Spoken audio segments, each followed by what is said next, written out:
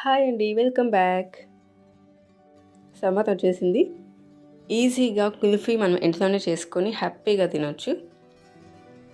చాలా easy and same taste ఉంటుంది. చూడండి, ఇక్కడ మా అబ్బాయి టేస్ట్ చేస్తున్నాడు.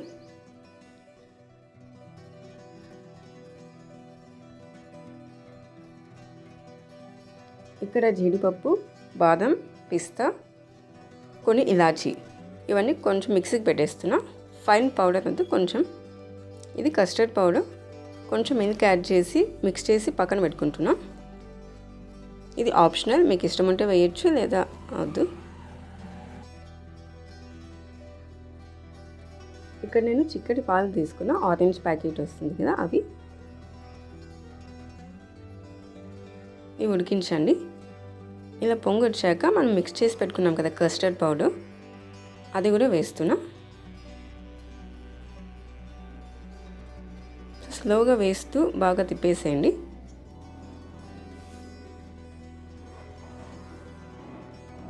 సో ముందుగా చెప్పినట్టు ఇది ఆప్షనల్, మీకు ఇష్టం ఉంటే వేసుకోవచ్చు. బాగా మిక్స్ చేసేయండి. ఒక 2 minutes ఉడికించండి.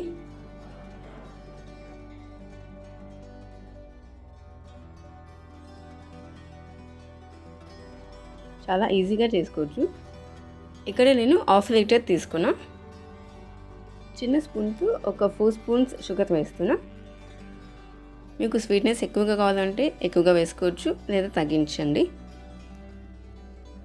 షుగర్ కూడా వేసి బాగా మిక్స్ చేసేయండి. నెక్స్ట్ మనం మిక్సీకి పెట్టుకున్నాము కదా, ఈ పౌడర్ కూడా వేస్తున్నా. వేసి బాగా కలిపేసేయండి. వేసాక మరి ఒక 2 minutes ఉడికించండి. పాలు కొంచెం చిక్కగా అవ్వాలి.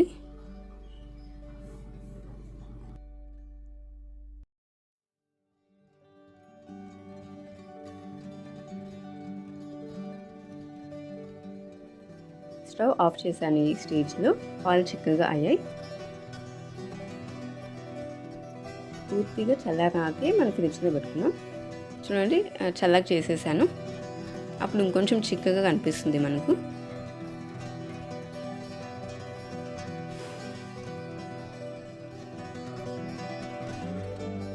ఈ పాట్స్ నా దగ్గర ఉన్నాయి, అందుకే ఇందులో వేసాను.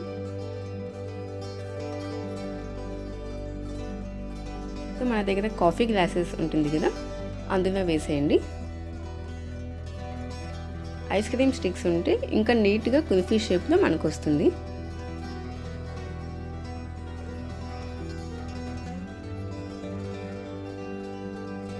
బటర్ పేపర్ కానీ ఏదైనా కవర్ కానీ ఇలా కవర్ చేసి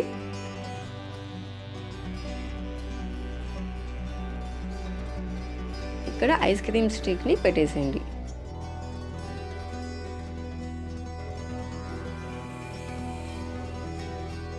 సో అది నీట్గా మనకి కుల్ఫీ షేప్లో ఉంటుంది.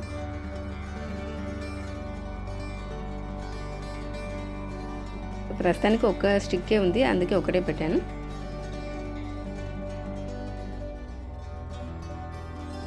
ఆఫ్టర్ 6 hours లేదా నైట్ పెట్టేసి నెక్స్ట్ డే యూజ్ చేయండి. ఇలా గిన్నెలో వాటర్ వేసి ఒక 5 seconds పెట్టండి, ఈజీగా వస్తుంది మనకు. చూడండి ఎంత నీట్గా షేప్లో వచ్చింది. టేస్ట్ కూడా ఆల్మోస్ట్ సేమ్.